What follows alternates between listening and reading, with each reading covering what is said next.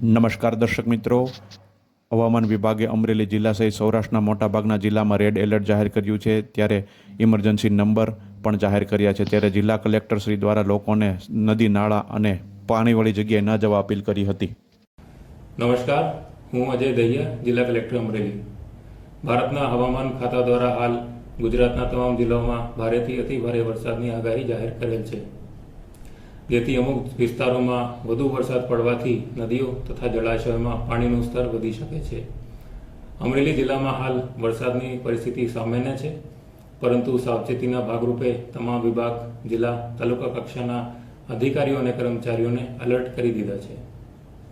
જિલ્લામાં આજથી એક એનડીઆરએફની ટુકડી પણ આવી ગઈ છે અને સાથે fire, police, panchayat, RNB, PGVCL તથા તમામ ખાતાઓની ટીમ પણ તૈયાર છે. અમે સોશિયલ મીડિયા, ટ્વિટરના માધ્યમથી વરસાદ સંબંધિત માહિતી લોકો સાથે સાંझा કરી રહ્યા છે અને તમામ તાલુકા, જિલ્લા કક્ષાના કંટ્રોલ રૂમના પણ ટેલિફોન નંબર શેર કર્યા છે. કોઈપણ બનાવની માહિતી લોકો 24/7 કંટ્રોલ રૂમ સાથે શેર કરી શકે છે.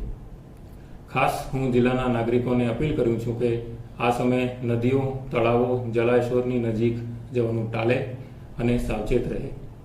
ભારે વરસાદ સંબંધિત કોઈપણ પરિસ્થિતિ અને મેનેજ કરવા માટે જિલ્લા વહીવટીતંત્રની સંપૂર્ણપણે તૈયારીઓ છે. આભાર. જય હિન્દ.